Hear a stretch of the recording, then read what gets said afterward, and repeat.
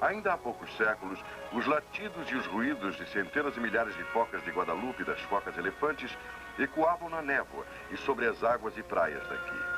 Mas acontece que, assim que descobriram os animais, os homens começaram a explorá-los indiscriminadamente. As primeiras focas foram capturadas por sua belíssima pele.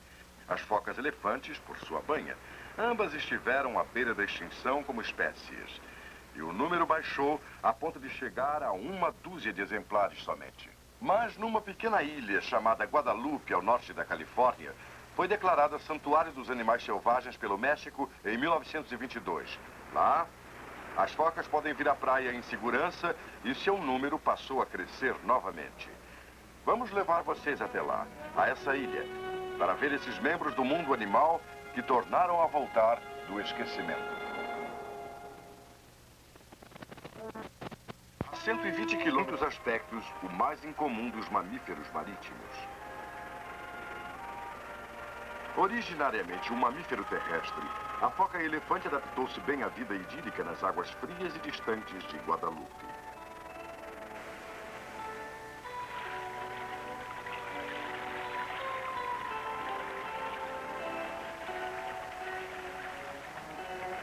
Meio desajeitada em terra, quando em seu elemento a foca-elefante exibe graça e agilidade, atributos valiosos na busca de comida no fundo do oceano. A pesca, contudo, é principalmente uma atividade noturna, e as focas-elefantes preferem passar as horas claras do dia espojando-se à vontade na praia. Este ponto congestionado contém talvez umas 40 focas.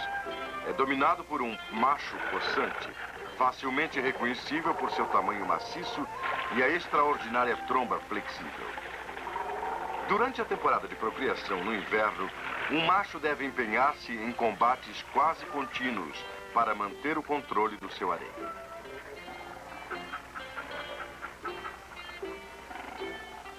Contudo, poucos desafios resultam realmente em batalhas, e o intruso, em geral, retira-se depois de trocar ameaças com o macho dominante. Mesmo assim, muitos deles exibem as cicatrizes de conflitos brutais. Com esse comportamento agressivo, a foca-elefante talvez queira se reafirmar. Embora as batalhas sejam geralmente breves e raramente fatais.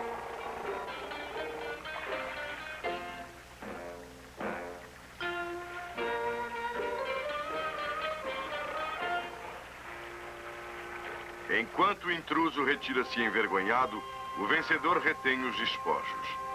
As fêmeas dóceis. No intervalo das lutas, a vida nos recifes acomoda-se a uma calma e pacífica rotina. Pesadas como são, as focas-elefantes ajuizadamente evitam atividades desnecessárias. Com o estômago cheio, elas se contentam em passar horas indolentemente jogando areia sobre elas mesmas ou nos vizinhos. Uma técnica destinada a mantê-las frias.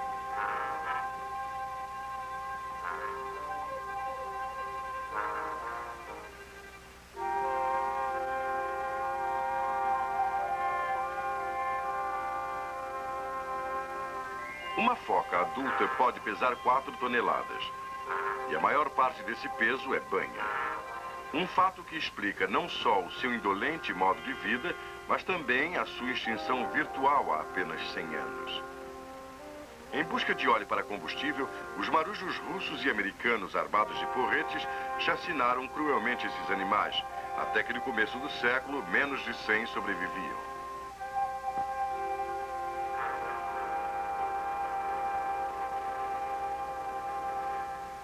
Ao mesmo tempo, uma outra espécie de Guadalupe sofria ataques ainda maiores. Era a foca peluda de Guadalupe, que habitava as frias e rochosas reentrâncias da ilha. A foca peluda difere marcadamente da foca-elefante, não só na escolha do habitat, mas em seu comportamento característico. Enquanto a foca-elefante cochila na areia, A foca peluda flutua preguiçosamente em lagunas rasas, agitando ao acaso suas barbatanas e cuidando da pele sedosa, um macio casaco interno protegido pelos pelos resistentes.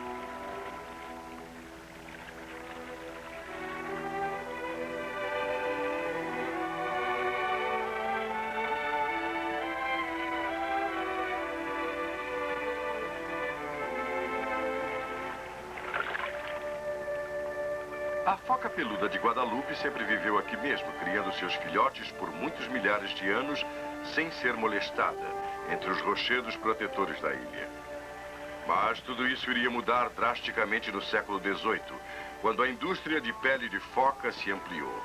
Catarina Grande botou os casacos de pele de foca em moda, e os russos apareceram. Caçadores brutais chacinaram centenas de milhares dos animais, abandonando esse comércio mais de um século depois, quando a espécie foi considerada extinta.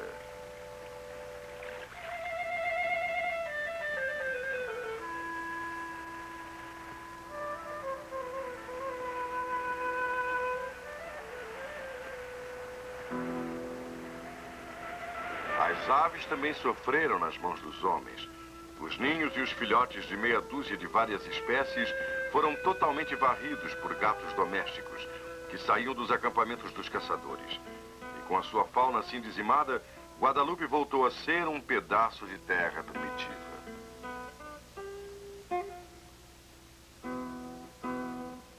Nas gargantas abrigadas, as rijas palmeiras de Guadalupe teimavam em existir.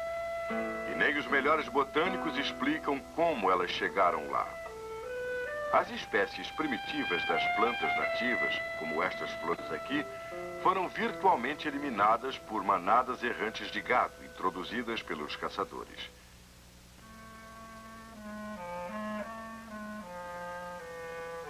Como resultado, a maior parte da ilha é desolada, coberta de rochedos nus e pastagens escassas, onde apenas pequenos arbustos e ervas daninhas sobrevivem entre as ruínas dos acampamentos dos caçadores. E essas permanecem como o testemunho dramático de uma era trágica de destruição.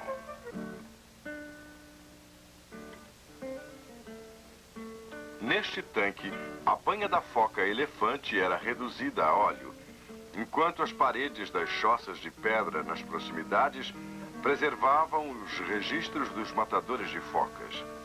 Significativamente, essas marcas escasseiam e então, no fim do século XIX, desaparecem completamente.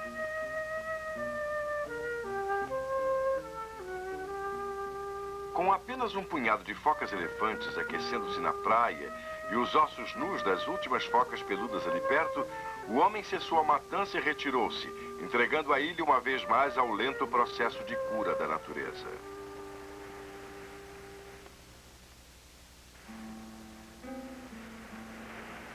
Durante os 80 anos depois que os caçadores abandonaram Guadalupe, uma pequena comunidade mexicana permaneceu na ilha para conservar a estação meteorológica e as devidas informações. Com uma abundância de lagostas frescas como alimento e um modo simples e despretensioso de viver, os aldeões enquadraram-se confortavelmente na ecologia da ilha.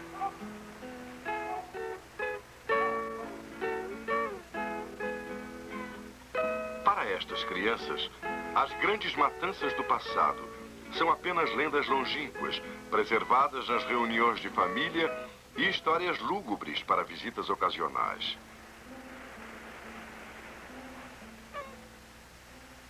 Entre aqueles que jamais perderam a esperança pela vida animal de Guadalupe, está um biologista famoso, um oceanógrafo de várias instituições, o Dr. Carl Hobbs.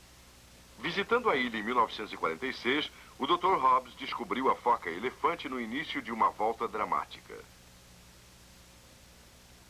Nossa primeira parada nesta fantástica ilha Guadalupe foi no Ancoradouro, ao nordeste, onde alguns prédios abandonados eram conhecidos como barracas da prisão. E são mostrados neste mapa que temos aqui. E nesse local aqui, exatamente, foi o nosso primeiro encontro com as focas elefantes.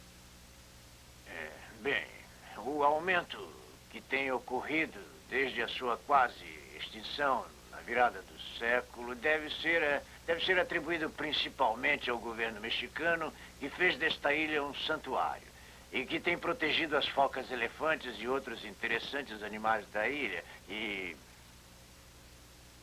podemos ilustrar isso olhando a população nas praias em anos diferentes. Muito bem.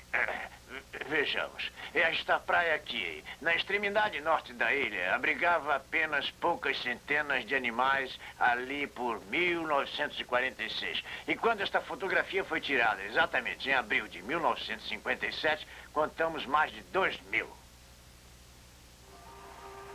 Hoje, o Dr. Hobbs calcula que mais de 13.000 animais habitam a ilha, o que indica uma autêntica explosão populacional entre as focas elefantes.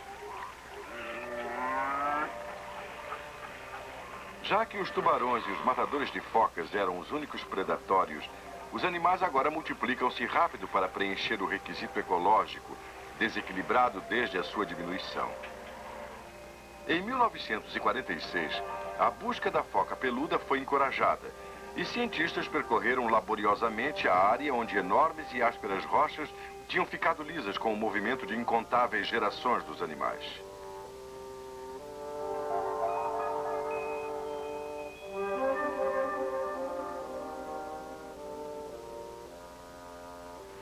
Durante mais de 30 anos, nenhum caçador de focas foi visto em Guadalupe. Então, em 1928, surgiu um barco de pesca do zoológico de San Diego. Uma nova busca foi feita na ilha, mas nenhuma foca peluda foi achada. Havia boatos vagos de que tinham sido vistas algumas nesta ilha, mas esses boatos nunca foram confirmados, e de modo que, de novo, concluiu-se que a espécie estava mesmo extinta. Contudo, em 1949, o professor Bartolomeu, da Universidade da Califórnia, em Los Angeles, estudando leões marinhos na ilha de San Nicolas, viu e fotografou 4 vezes um exemplar macho da foca peluda de Guadalupe e pôde assim afirmar que essa espécie não tinha sido de fato exterminada. Vários cientistas se reuniram e juntos com Bartolomeu e eu formamos uma expedição à ilha Guadalupe para ver se alguns sobreviventes que não tinham sido achados ali na ilha não tinham permanecido em áreas mais remotas. Nós insistimos na procura, repetimos várias vezes as nossas saídas. Apesar disso, não achamos um único animal e chegamos a pensar que o professor Bartolomeu tinha visto o último dos exemplares. Em 1954, foi organizada outra expedição para Guadalupe, em uma região das mais rochosas, uma pequena colônia de genuínas focas peludas de Guadalupe. Este filme histórico, rodado na temporada seguinte, registrou a dramática descoberta.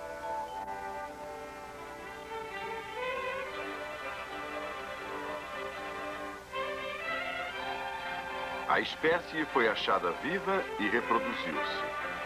E reocupou seus antigos locais reprodutores.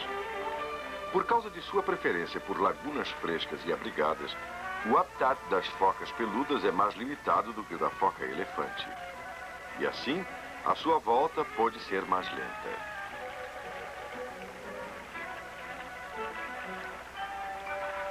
Cerca de 400 focas peludas de Guadalupe sobrevivem hoje.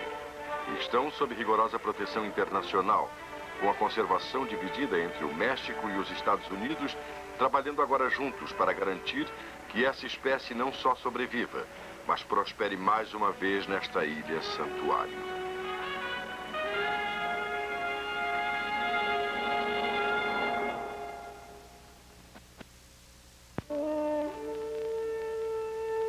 Tendo em mente o largo da costa da Califórnia,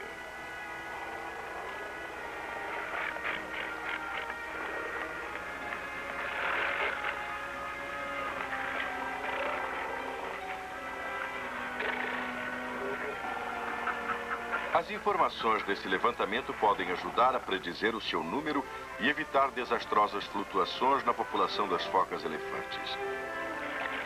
No propósito de pesquisar, os cientistas ocasionalmente recolhem o animal com permissão dada pelo governo mexicano.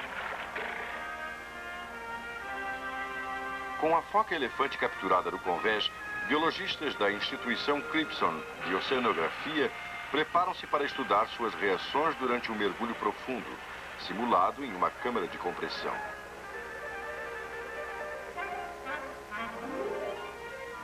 Sabe-se que as focas-elefantes chegam a mergulhar a 1.200 metros, cortando a circulação sanguínea de todos os órgãos, exceto o coração e o cérebro.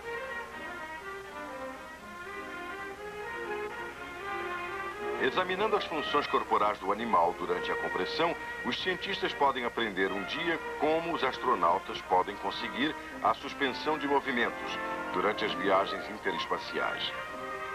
Esse é apenas um modo pelo qual esse animal versátil tem contribuído para o bem-estar do homem.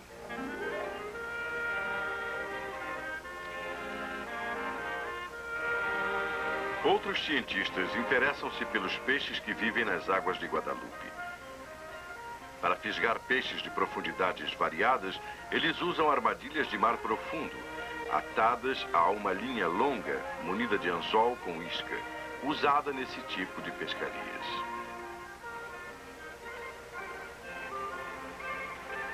A armadilha é reforçada por uma caixa de concreto com um dispositivo disparador, preparado para enviá-la à superfície depois de 12 horas.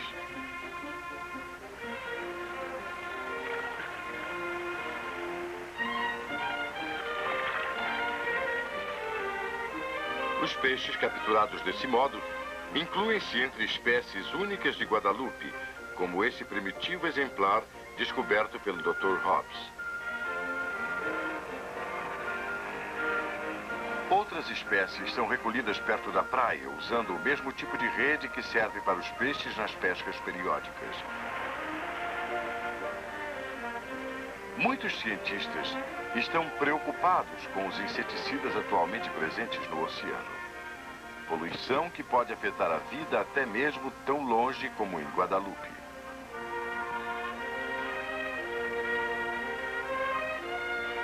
Em espécies como este minúsculo peixe-flauta, encontrou-se um alto grau de DDT, uma situação que ameaça muitas outras formas de vida na ilha.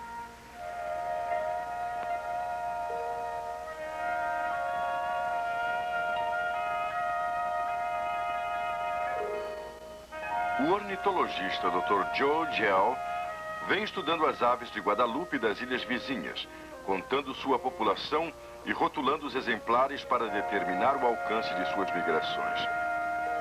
Assim como os pássaros terrestres de Guadalupe sucumbiram como presas dos gatos, as aves marinhas enfrentam agora a perspectiva sombria da poluição.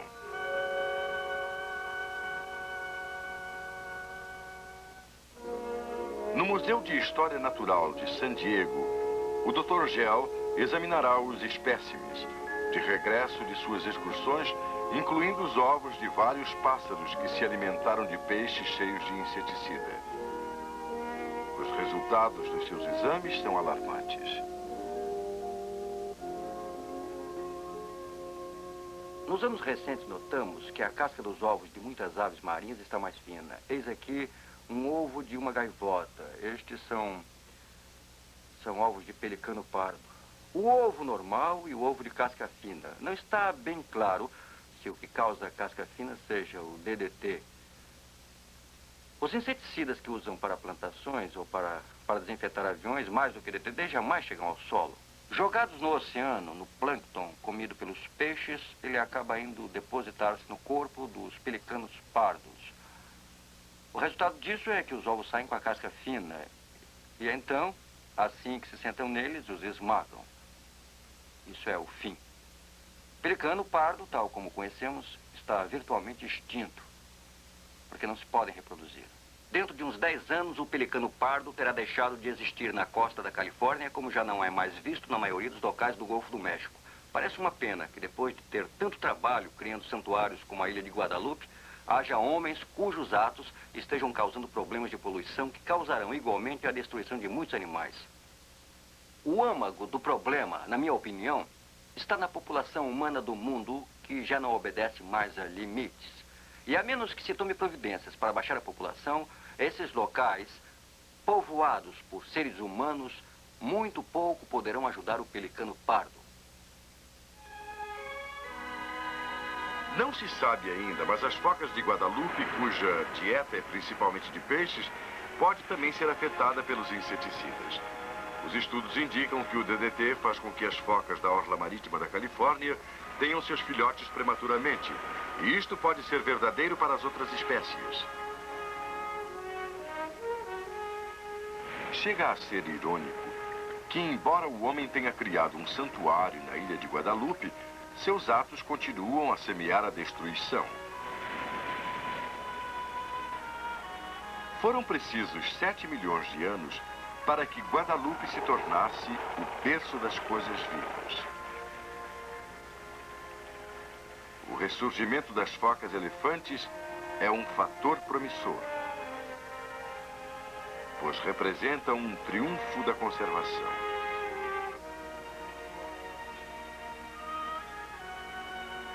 Contudo, é preciso uma vigilância de fato para garantir que eles continuem a sobreviver à matança do mundo moderno.